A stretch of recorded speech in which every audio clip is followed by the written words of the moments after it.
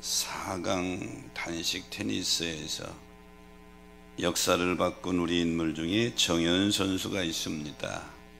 모르는 사람 없지요. 이 사람의 뒷얘기가 우리에게 교훈이 되는데요, 7살 때에 고두 근시와 약시 판정을 받게 됩니다. 그래서 의사 선생님이 부모에게 권유합니다. 초록색을 많이 보게 하세요. 초록색을. 그래서 이 정현 선수 부모는 아이에게 책을 읽지 못하게 하고, 그리고 눈 치료를 위해서 테니스를 가르치기로 결심합니다. 정현 선수는 선수가 되기 위해서 테니스를 운동을 한 거 아니고, 아주 고두 근시와 약시니까 이 눈 치료를 위해서 테니스를 시작한 것입니다. 절망 중에 있던 정현 선수는 남들보다 불리한 시력 조건을 극복하고자 아주 악바리처럼 연습했다고 그래요. 그래서 동체 시력이 뛰어나게 훈련됐습니다. 이 동체 시력이라고 하는 말은 움직이는 물체를 정확하고 빠르게 인지하는 능력이 동체 시력인데, 이 동체 시력이 다른 사람보다 뛰어나게 되죠. 그래서 끊임없이 노력한 결과 작년 호주 오픈에서 4강에 진군하는 쾌거를 이룬 것입니다. 정현 선수는 고두 근시와 약시라고 하는 핸디캡을 가지고 절망할 수도 있고 좌절할 수도 있는데, 그것을 테니스라고 하는 운동으로 승화시켜서 자기 꿈을 이루게 되죠. 사랑하는 여러분, 우리가 이 땅을 살아가다 보면 크고 작은 여러 가지 문제에 직면하게 됩니다. 때로는 낙심할 때도 있고, 낙심을 넘어 절망할 때도 있습니다. 여러분, 오늘 예배의 자리, 이 자리에 있기까지 지나간 삶을 되돌아보면 수많은 아픔과 절망, 슬픔을 대부분 많이 통과하셨습니다. 때로는 자녀의 문제로, 때로는 물질의 문제로, 혹은 건강의 문제로 끊임없이 인생은 여러 가지 문제들과의 싸움의 연속인 것입니다. 저 역시 목회하면서 3명으로 시작된 목회가 오늘에 이르기까지 여러 번 개척을 했고 여러 번 성전을 건축했습니다. 순간순간 끊임없는 시련과 역경을 통과하면서 때로는 낙심했고 때로는 두려움에 밤잠을 못 잘 때도 있었고, 하지만 지나고 보면 다 하나님의 은혜였고 하나님의 인도하심이었다고 하는 사실을 고백할 수 있습니다. 자, 오늘 본문의 주인공은 해당장 야이로입니다. 그의 가정에 어둠의 그림자가 찾아온 것입니다. 12살 먹은 사랑하는 딸이 죽어가는 것입니다. 당시 유대 사이에서 해당장이라고 그러면 해당을 관리하고 예배를 인도하는, 말씀을 가르치는 그 해당 주변의 마을 사람들에게 존경받는 인물입니다. 이런 야이로의 가정에 12살 먹은 사랑하는 딸이 이름 모를 병으로 죽어가는 것입니다. 해당장 야이로가 자기가 할 수 있는 것은 다 했을 것입니다. 유명하다고 하는 의사 선생님도 찾아갔을 것이고, 좋다고 하는 약도 먹였을 것이고, 그런데 점점 생명이 꺼져갑니다. 해당장 야이로는 예수 그리스도의 소식을 들었습니다. 아, 나사렛 예수, 그분은 어떤 병이든지 고친다고 그러더라. 그래 오늘 본문의 말씀에 시당장 야이로가 딸의 문제를 가지고 예수님 만나고 그 딸을 살리는 그런 기사의 내용입니다. 저는 오늘 본문의 말씀을 가지고 절망적인 상황을 만나며 나온 제목을 잡았는데요, 우리가 나그네 인생길 살아가다가 절망적인 문제를 만나면 첫째는 두려워하지 말고 주님을 믿어야 합니다. 오늘 36절에 보니까 주님이 이렇게 말씀하시죠. 두려워하지 말고 믿기만 하라, 이렇게 말씀하십니다. 자, 해당장 야이로가 주님을 찾아가 주님을 만났습니다. 주님께 사정 얘기를 했어요. 그래서 주님이 그래 가자, 고쳐주마. 그래서 해당장 야이로는 주님을 모시고 집으로 오는 중이었습니다. 그 중간에 사단이 난 겁니다. 12회를 혈류증으로 앓던 여인도 나사렛 예수의 소식을 들었습니다. 내가 예수님 면전에 가서 고쳐달라고 할 상황은 아니니까 뒤에 가서 내가 옷만 만져도 낫겠다. 그래 예수님 군중틈으로 들어가서 뒤에 가서 예수님 옷을 만졌습니다. 즉시 혈류의 근원이 마르게 됩니다. 예수님이 가담하고 멈추어서 누가 내 옷을 만졌느냐 이렇게 말씀하시죠. 이 12회를 혈류증으로 앓던 여인이 치료받은 그 사건, 그래서 그 여인과 얘가 얘기하는 동에 시간이 지체된 것이죠. 그 사이에 해당장 야이로 집에서 사람이 달려왔습니다. 해당장님이 더 이상 수고하지 마세요. 당신의 딸이 죽었습니다. 더 이상 예수님을 귀찮게 하지 마세요. 이미 죽은 것입니다. 이때 해당장 야이로의 마음이 어떻을까요? 탁 내려앉았을 것입니다. 절망 그 자체죠. 두려움의 공포가 야이로의 마음을 억누르고 있습니다. 이때 예수님께서 두려워하는 해당장 야이로를 바라보면서 두려워하지 말고 믿기만 하라, 이렇게 말씀하십니다. 주님은 우리가 위기에 처했을 때 우리를 절대 외면하지 않습니다. 이사야서 41장 10절에 보니까 참으로 너를 도와주리라, 참으로 나의 의로운 오른손으로 너를 붙들리라 그랬습니다. 하나님이 주시는 마음은 두려운 마음이 아니고 평안입니다. 십자가를 앞에 두신 주님이 가룟 유다는 예수님을 배반하느라 팔러 나갔고 11명의 제자를 놓고 설교하시던 주님이 이렇게 말씀하십니다. 요한복음 16장 33절에 보면 이것을 너희에게 이르는 것은, 본인이 자신 십자가 사건을 말씀하시면서 하시는 말씀입니다. 너희로 내 안에서 평안을 누리게 하려 함이니라.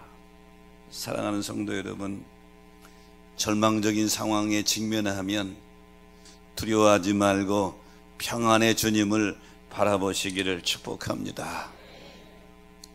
출애굽기 14장에 보면 출애굽한 이스라엘 백성들이 가나안 땅을 향해 가는데 위기 만나지. 앞에는 홍해바다요, 뒤에는 내국 군대가 쫓아오는데 어떻게 합니까? 백성들이 다 두려워서 떨면서 원망하고 불평할 때 모세는 그렇게 말합니다. 13절 14절에 보면 너희는 두려워하지 말고 가만히 서서 오늘날 여호와께서 너희를 위해서 행하시는 구원을 보라. 왜 위기 앞에서 성경은 계속해서 우리에게 두려워하지 말라고 합니까? 왜 문제 앞에서 성경은 계속해서 우리에게 두려워하지 말라고 명령하고 권고합니까? 두려움은 우리의 마음의 믿음을 산산조각을 냅니다. 상황에 대한 두려움은 하나님을 잃어버리게 합니다. 그러므로 사랑하는 여러분, 믿음의 성숙이라고 하는 것은 어려운 상황, 절망적인 상황을 만날 때 누구나 다, 모든 사람에게 두려운 마음이 눌러오기 시작합니다. 이때에 이 두려운 마음을 주님을 믿는 믿음으로 내몰아야 될 줄로 믿습니다. 소년 다윗이 골리앗 앞에 섰습니다. 다윗은 군인이 아니에요. 군대 갈 나이도 된 것도 아닙니다. 아버지 심부름 갔을 뿐이에요. 골리앗이라고 하는 엄청난 이 장수 앞에서 너는 칼과 단창으로 나오지만 나는 만군의 여호와의 이름으로 나간다 하고 나갈 수 있었던 이유는 뭘까요? 소년 다윗에게도 엄청난 골리앗이라고는 두려움이 짓누르고 있습니다. 하지만 다윗은 그가 믿는 하나님을 바라봄으로 자기 마음속에 두려움을 몰아내게 된 줄로 믿으시기 바랍니다. 그러므로 사랑하는 여러분, 인생의 삶 속에 내 힘으로 어떻게 할 수 없는 절망적인 상황이 나를 억누를 때, 이때가 믿음이 필요합니다. 마음을 잘 지켜야 합니다. 잠언 4장 23절에 보니까 무릇 세상에 지킬 만한 것이 많지만 네 마음을 지키라. 생명이 그는 죽고 사는 것이 마음에서 나온다고 그랬습니다. 절망적인 상황이 나를 짓누를 때, 두려운 마음이 나에게 엄습해 오는 것은 모든 사람에게 똑같습니다. 이때 믿음은 이 두려운 마음을 주님을 믿는 믿음으로 내 마음 속에서 몰아내는 것인 줄 믿으시기 바랍니다. 얼마 전에 교회 오빠라고 하는 영화를 봤습니다. 고 이관희 집사 얘기입니다. 이제는 영화를 넘어서 책으로도 나왔어요. 이관희 집사는 고려대 전기전자공학부를 최우수 장학생으로 나온 아주 수재입니다. ROTC 42기로 최전방 백골부대에서 근무한 장교 출신입니다. 다국적 기업인 퀄캠에서 연구원으로 일한 평범한 회사원입니다. 이 이관희 집사에게 첫 번째 고난이 찾아왔어요. 딸 소연이를 낳고 얼마 안 있어 건강이사에서 진단했더니 가서 대장암 4기로 판정받았어요. 얼마 못 산다는 얘기죠. 이관희 집사는 아버지가 된 기쁨도 잠깐이고 대장암 4기라고 하는 이 암과 싸우는 어둠이, 절망이 그를 짓누르기 시작합니다.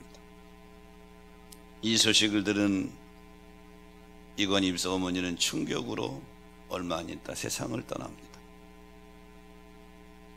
연이은 고난이 찾아오는데 아내 오은주 집사도 혈액암 4기의 진단을 받습니다.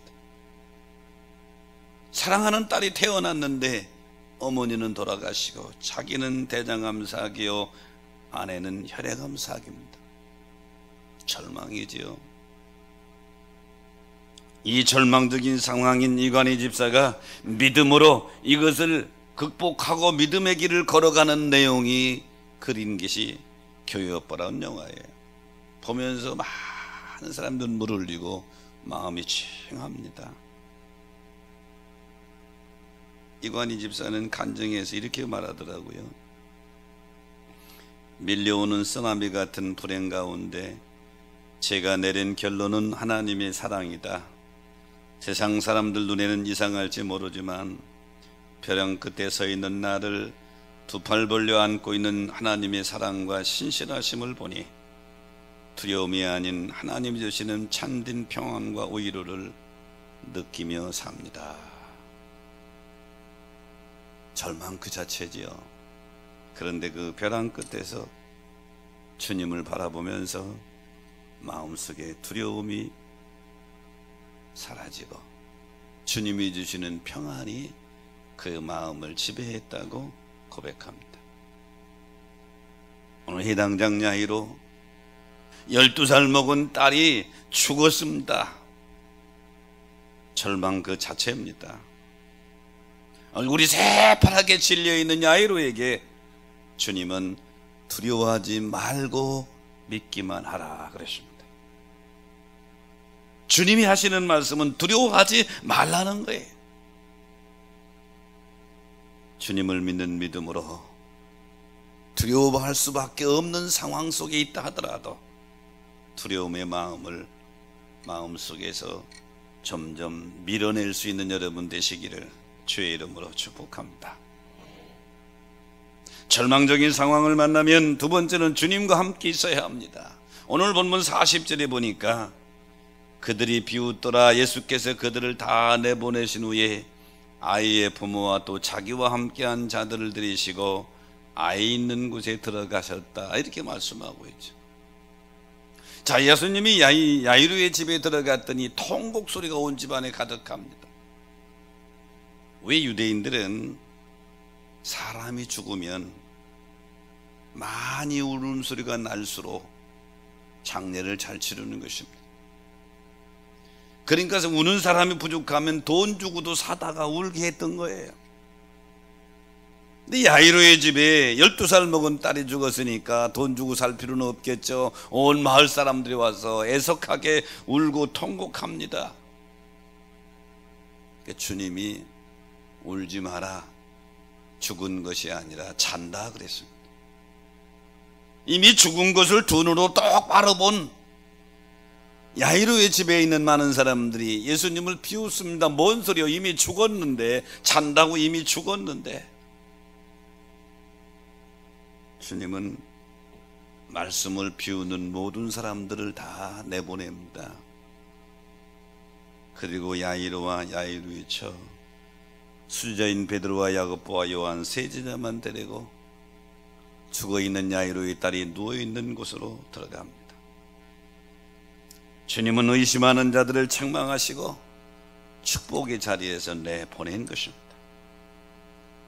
사랑하는 성도 여러분, 힘들고려운 절망적인 상황을 만날 때 우리 그리스도인들은 첫 번째는 두려워하는 마음을 주님 믿는 믿음으로 내 마음속에서 몰아내고, 그 다음에 두 번째는 주님과 함께하는 것입니다. 예수 안에 있는 것입니다. 마태복음 8장에 보면 예수님이 가버나움에서 데가볼리 지방으로 이동하시는데 배를 타고 가십니다. 갈릴리 바다. 예수님이 대부분 제자들은 갈릴리 주변 사람들이고 어부 출신들도 몇 명 있습니다. 근데 갑자기 풍랑이 일어나서 배가 전복될 위기에 처하게 된 것입니다. 근데 주님은 배에서 주무시고 계신 것입니다. 제자들이 볼 때 큰일 났습니다. 이대로 배가 침몰하게 생겼습니다. 주무시는 예수님을 깨우면서 24장 25절에 보니까 주여 우리를 구원하소서, 우리가 죽게 생겼습니다. 제자들이 아우성에 주님이 일어나셔서 26절에 보니까 왜 무서워하느냐 하고 그들을 책망하시고 바람과 바다를 꾸짖으시니 아주 잔잔하게 되었다. 제자들이 저가 누구시기에 바람과 바다도 주 예수의 말씀을 듣는단 말이냐 하고 의아하게 바라봅니다. 제자들 풍랑 가운데서 이 제자들이 보호받을 수 있었던 것은 자기들이 지혜도 아니요 능력도 아니라 예수님과 함께 했기 때문인 줄로 믿습니다. 그러므로 사랑하는 성도 여러분, 그리스도인의 믿음이라고 하는 것은 위기 상황에서, 절망적인 상황에서 주님과 함께하면 위기가 변하여 하나님이 살아계심을 체험하는 기회가 될 줄로 믿습니다. 구약 성경에 보면 믿음의 사람 중에 요셉을 우리가 잘 알지요. 형들에게 배반당해서 애굽의 노예로 팔려갔습니다. 13년 동안 노예 생활하며 감옥 생활하면서 고난의 길을 걸어갑니다. 17살에 팔렸는데 13년을 그렇게 삽니다. 근데 하나님은 13년이 지난 이후에 요셉을 애굽의 총리로 세웁니다. 근데 위기 가운데서 요셉이 승리할 수 있었던 것은 창세기 39장 2절입니다. 그 노예 가운데도, 감옥 가운데도 철저히 하나님과 함께 했습니다. 그리스도인의 형통은 주님과 함께하는 데서 시작하는 줄로 믿습니다. 윌리엄 컨싱이라고 하는 사람이 19세기 아주 유명한 설교가입니다. 그런데 어느 날 갑자기 이 성대가 나빠져서 설교를 할 수 없는 거예요. 저도 지금 39년째 설교하지만 설교자에게 성대는 아주 중요합니다. 점점 성대가 나빠져서 말을 할 수가 없으니까 목회를 더 이상 할 수가 없습니다. 목회에서 내려왔습니다. 사역을 접은 것이죠. 절망이, 눈물이 그의 앞을 가로막습니다. 하나님 왜? 이런 마음이 들기도 합니다. 여러 사람이 와서 위로하지만 위로가 되지를 않습니다. 그러던 어느 날 마음속에서 주의 음성이 들립니다. 너 언제까지 절망하고 있을 것이냐. 정신이 버쩍 든 거싱은 기도하면서 주님 품에 안기기 시작합니다. 주님의 위로가 이 거싱의 마음속을 확 감싸고 있을 때 그때 시를 쓰는 거예요. 주날개 및 내가 편안히 쉬네. 밤 깊고 비바람 불어쳐도 아버지께서 날 지키시니 거기서 평안히 쉬리로다. 우리가 지금 부르는 찬송가 419장 주날개 및 내가 평안히 쉬네라고 하는 찬송의 가사는 이렇게 탄생하게 된 것입니다. 시편 23편 4절에 보니까 내가 사망의 음침한 골짜기로 다닐지라도 해를 두려워하지 않는 것은 주께서 나와 함께 하심이라고 그랬습니다. 사랑하는 여러분, 절망적인 상황을 만나면 주님과 함께 있어야 될 줄로 믿습니다. 주님과 함께 있어라. 이사야서 43장에 보면 내가 너를 창조했으니 너는 내 것이다. 내가 너를 지명하여 불렀으니 너는 내 것이다. 내가 너를 구속했으니 너는 내. 우리에 대해서 하나님이 소유권을 주장하십니다. 소유권을 주장하시면서 2절에 보면 이렇게 말씀하시죠. 너는 내 것이지만 네가 물 가운데 지날 때에 물이 너를 해할지 못할 것이며 불 가운데 지날 때에도 불이 너를 삼키지 못하리라. 여기서 하나님의 자녀인 우리에게 물 같은 시험을 없애준다고 말씀하지 않았습니다. 불 같은 시험을 없애준다고 말하지 않았습니다. 물 같은 시험, 불 같은 시험 우리에게 찾아오지만 불 같은 시험이 우리를 삼키지 못하도록 보호해 주신다는 약속입니다. 흔히 가끔 그리스도인이 오해합니다. 예수 믿으면 어려운 일이 하나도 안 당한다고 생각합니다. 그거 아닙니다. 가끔 우리에게도 시련과 역경, 환난은 찾아옵니다. 하지만 그것을 시련과 환난 속에서 우리가 극복하고 이길 수 있는 힘을 주시고 보호해 주시는 줄로 믿습니다. 유치원을 다니는 사랑하는 딸을 둔 부부가 있었습니다. 그 어느 날 갑자기 아내가 죽습니다. 절망이지요. 장례 지내고 집에 왔습니다. 집은 그대로요. 거실도 옷장도 다 그대로인데 아내만 없는 것이죠. 밤이 됐습니다. 6살 먹은 어린 딸을 아빠가 딸방에서 재우고 기도해주고 잠자러 자기 방으로 왔는데 조금 있다가 딸이 엉엉 웁니다. 직업을 해서 아빠가 딸방에 가서 얘 왜 그래? 왜 우냐? 그랬더니 어둠이 너무 무섭다는 겁니다. 그래 아버지가 거기 옆에 누워서 딸을 토닥거립니다. 이때 딸이 이렇게 말해요. 아빠, 이 어둠 속에서도 아빠는 나를 사랑하지? 그럼 아빠가 나를 지켜줄 거지? 그럼 알았어. 딸이 새근새근 잡니다. 이때 이 아빠는 머리를 무엇을 맞은 것처럼 큰 깨달음을 얻습니다. 이 어둠 속에서도 딸이 아빠인 나를 믿고 포근히 잠을 자는 것처럼 이 세상의 많은 어두움의 절망적인 상황이 가끔은 우리를 엄습하지만 그 가운데 하나님이 나를 사랑하시고 하나님이 어둠 가운데 나를 지켜줄 것이다. 이 믿음이 들으니까 그 상황에 극복할 수 있는 에너지가 생기는 것이죠. 사랑하는 성도 여러분, 절망적인 상황을 만나면 자꾸 인간적인 깨만 쓰려고 하지 말고 주님과 함께 주 안에 거할 수 있는 여러분 되시기를 축복합니다. 절망적인 상황을 만나면 세 번째는 주님의 말씀을 들어야 합니다. 오늘 본문 41절에 보니까 그 아이의 손을 잡고 이르시되 달리다고 마시니, 번역하면 소녀야 일어나라 하십니다. 주님이 야이로의 12살 먹은 딸, 죽어 누워있는 딸에게 가서 손을 잡고 달리다금 이렇게 말씀하십니다. 이 달리다금이라는 말은 그 당시 유대 사회에서 아침에 늦잠 자고 있는 아이를 부모가 깨우는 소리입니다. 예, 일어나 밥 먹을 때야 이렇게 깨우는 소리요. 일어나 학교 갈 때 깨울 때 달리다금, 예, 일어나라 이런 소리예요. 예수님은 이미 죽어서 영혼이 떠난 이 아이를 손을 잡고 달리다고. 이 죽은 아이를 살린 것, 약을 바른 것도 아니에요. 주사를 놓은 것도 아니고 죽어있는 아이에게 달리다고 하신 것입니다.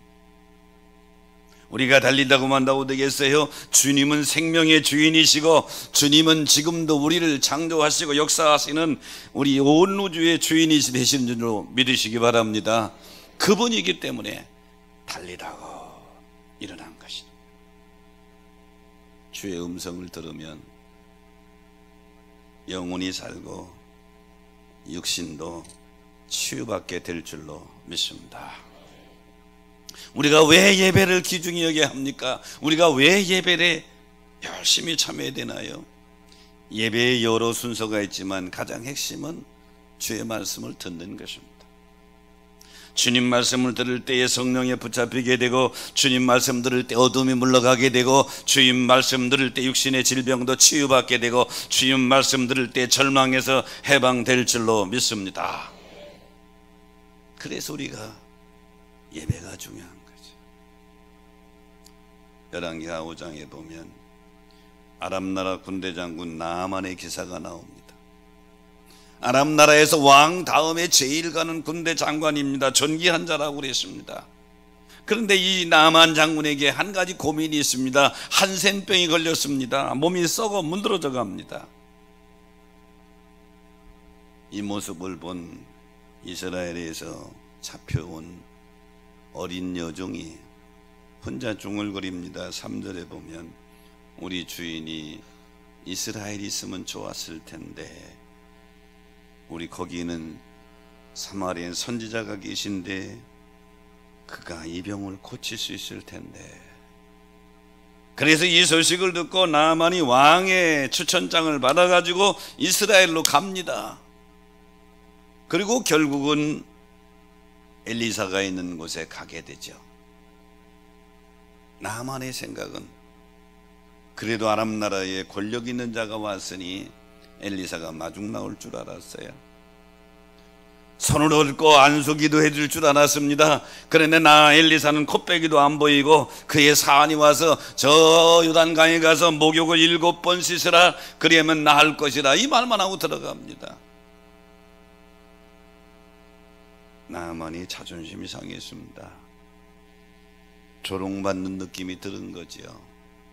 네, 가자 하고 돌아서려고 그러는데 나만의 보좌관들이 지혜가 있어요.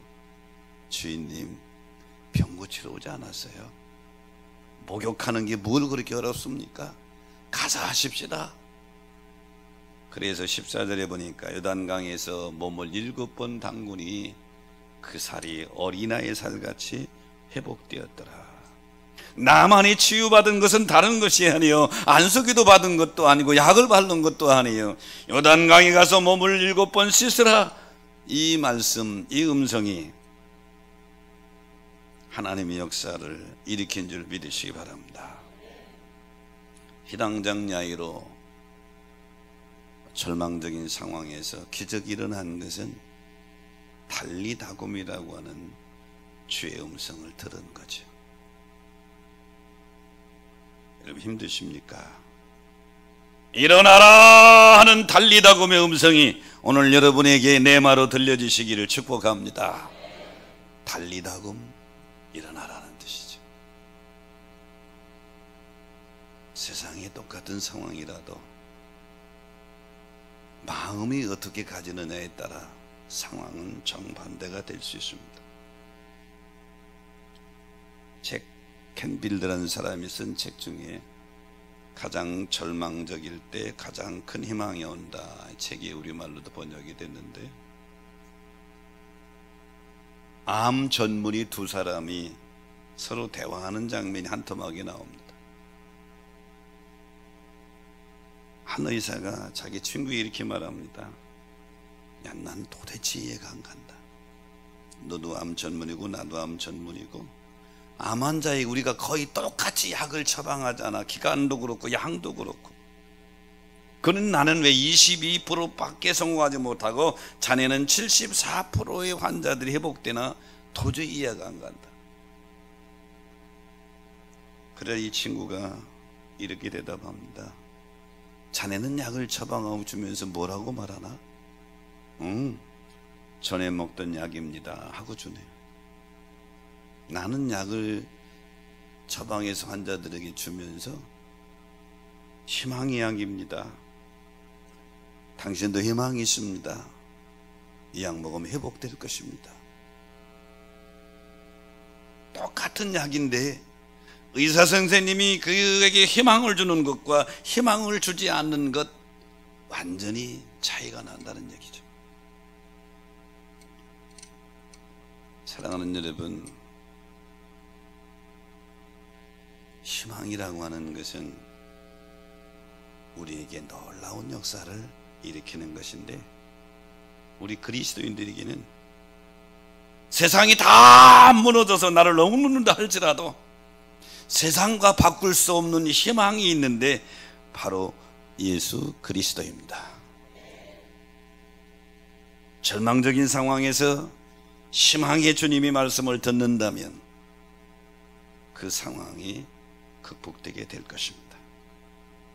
이 성경에 보면 하나님을 만난 사람들, 하나님을 실체적으로 경험하고 체험한 사람들이 공통점이 있다면 평안한 데는 별로 만나지 못했습니다. 인생의 위기 가운데, 절망적인 상황 가운데 거의 다 하나님을 만났습니다.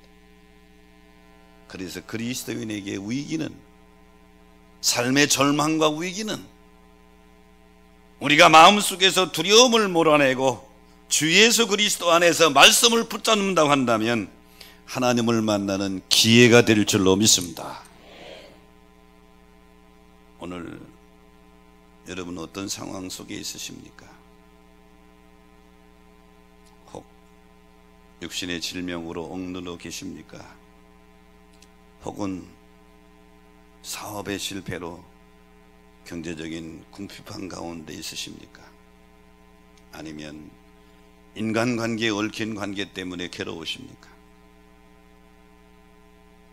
많은 일들이 우리를 억누를 수 있습니다. 이런 극한 어려운 속에 있을 때 해당장 야이로처럼 자기 힘으로 감당할 수 없는 상황을 직면할 수 있습니다. 이럴 때 처음으로 우리에게 다가오는 것은 두려움이고 낙심입니다. 그 두려움과 낙심에 짓눌리지 말고 주님을 믿는 믿음으로 내 마음속에서 조금씩 몰아내시기를 축원합니다. 그리고 주 안으로 깊이 들어가서 주님과 함께 하시고, 그리고 주의 들려오는 말씀이 내 마음의 말씀이 되어서 그 말씀에 붙잡히게 되면 위기는 기회로 바꿔질 줄로 믿습니다. 그런 여러분 되시기를 주의 이름으로 축원합니다. 자, 말씀을 생각하시면서